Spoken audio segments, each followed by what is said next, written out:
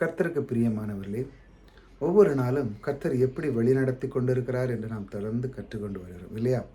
தேவனுடைய வார்த்தை நம்முடைய வாழ்க்கையிலே அதை நாம் தியானிக்கும் பொழுது, இதிலே தேவன் நம்மை எப்படி கற்றுக் கொடுக்கிறார், அதை எப்படி வழிநடத்துகிறார், நமக்குள்ளே எப்படி அந்த வார்த்தையை விதை எப்படி விதைக்கிறார், அற்புதம் எப்படி செய்கிறார் என்றுதான் நாம் தொடர்ந்து காரியத்தை கற்றுக்கொண்டு வருகிறோம். தேவன் எப்படி வழிநடத்துகிறார், ஒரு வார்த்தையை கொண்டு எப்படி செய்கிறார் என்று நாம் பார்ப்போம். பாருங்க, அவர் வியாதிகாரிடத்தில் செய்த அற்புதங்களை திரளான ஜனங்கள் கண்டபடினால் அவருக்கு பின் சென்றார்கள். இயேசு கிறிஸ்து பாருங்க, அற்புதம் செய்கிறார். இந்த பூமியிலே அவர் செய்த அற்புதங்கள் ஏராளமாக இருக்கிறது. அவர் செய்த அற்புதங்கள் இந்த பைபிளில் குறையதான் எழுதியிருக்கு. அதை விடையும் மேலாக செய்த அந்த ஆண்டவர் நமக்குள்ளே இருக்கிறார். இந்த தேவன் நமக்குள்ளே இருக்கும் பொழுது, இந்த அற்புதங்கள் செய்கிற நம்ம தேவன் அவர் சொன்ன அந்த வார்த்தை பாருங்க, அவர் செய்கிற அற்புதங்களை பார்க்கும் பொழுது ஜனங்கள் எல்லாரும் பின் சென்றார்கள். இதிலிருந்து நாம் கற்றுக்கொள்வது என்பது ரொம்ப முக்கியம். அவர் நமக்கு இந்த வார்த்தையிலே நம்ம எப்படி வழி நடத்துகிறான்னு பார்ப்போம்.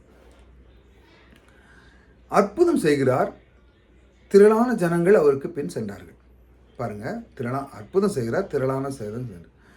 அவர் இதில் ஒரு ரகசியத்தை வைத்திருக்கிறார். எப்படின்னா, அற்புதங்களை செய்கிறவர் இதே போல உங்களாலேயும் முடியும் என்று அவர் காண்பிக்கிறார். ஏனென்றால் அவரும் மனிதர் தானே, இந்த பூமியில் உலாவிக் கொண்டிருக்கிறார், ஊழியம் செய்து கொண்டிருக்கிறார். அவரும் மனிதனாக தான் இருக்கிறார், மாமிஷமாக இருக்கிறார். ரத்தம் எல்லாம், சரீரம், பிறகு எல்லாம் எப்படி மனுஷனுக்கு சிந்திக்கக்கூடிய எல்லாம் எப்படி இருக்குமோ அதே போல தான் இருக்கார். ஆனால் அவர் அற்புதம் செய்கிறார். எப்படி?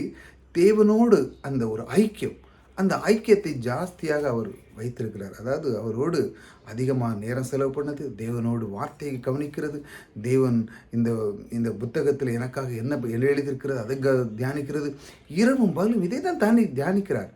தியானிக்கும் பொழுது அவர் நாவில வேற எந்த வார்த்தையுமே வருவதில்லை.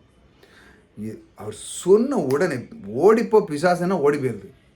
ஏனென்றால் அவருடைய முழு மனதும் அதிலேயே நிறைந்திருக்கிறது. அதைத்தான் தேவன் நமக்கு கற்றுக் கொடுக்கிறார். எப்படி அவர் வழி நடத்தல பாருங்க. நீயும் இதே போல ஆகலாம், நீனும் அற்புதத்தை செய்கிறவனாக நீ ஆறலாம். நீ ஆகும் பொழுது உனக்கு பின்பாக உன்னை தொடர்ந்து வர. எப்படி?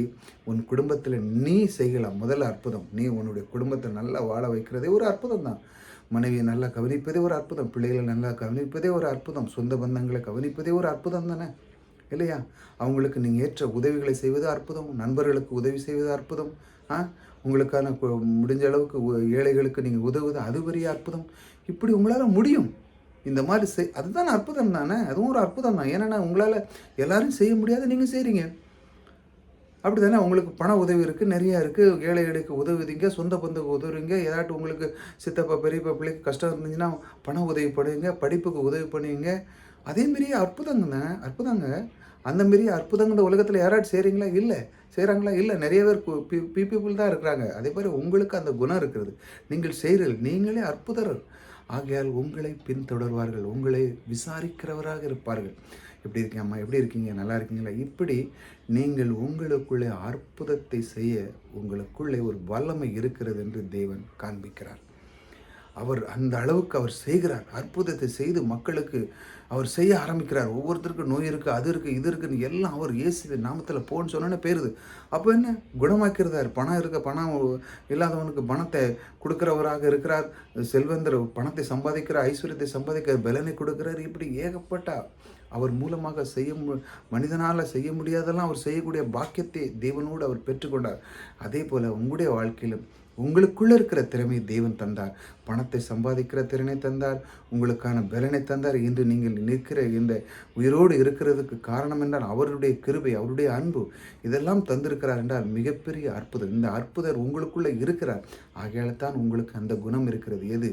மற்றவர்களுக்கு உதவ, சொந்த பந்தங்களுக்கு உதவ, நண்பர்களுக்கு உதவ, இப்படி உதவுவதே நீங்கள் பெரிய அற்புதர். அதே போல் நீங்கள் ஒரு கிறிஸ்துவாகவே இருக்கிறீர்கள் என்று தான் நான் சொல்வேன். ஏனென்றால் உங்களுக்குள்ளே அந்த குணம் இருக்கிறது. அதைத்தான் தேவன் அப்படி அற்புதத்தை செய்து இதை இப்படி நீ செய்யலாம் என்று அவர் உங்களை வழி நடத்துகிறார். கர்த்தர் இப்படி அழகாக வழி நடத்துகிறார் பாருங்கள். அவர் அந்த அற்புதம் செய்கிற அந்த குணம் உங்களுக்குள்ளே இருக்குடா, நீ இருக்குது, ஏற்கனவே நீ செய்கிற அந்த குணம் உனக்குள்ளே இருக்கானா, நீ செய்யணும். ஆனால் நிறைய பேர் செய்கிறாங்க, அறிந்து கொண்டார்கள். இந்த உலக பிரார்த்தனை நானும் மட்டுமல்ல மற்றவர்களுக்கு நான் உதவ புரிய வேண்டும் என்று அறிந்து கொண்டனால் கர்த்தர் இயேசு கிறிஸ்து சுபாவமே உங்களுக்குள்ளே இருக்கிறது. ஆகையால் நீங்கள் சோர்ந்து போகாதீர்கள். எப்பொழுதும் கிறிஸ்து உங்களுக்குள்ளே இருந்து அற்புதம் செய்கிறவர் உங்களை வழிநடத்தி கொண்டிருக்கிறார். கர்த்தர் உங்களோடு கூட இருக்கிறார். கர்த்தர் உங்களை ஆசீர்வதிக்கிறார்.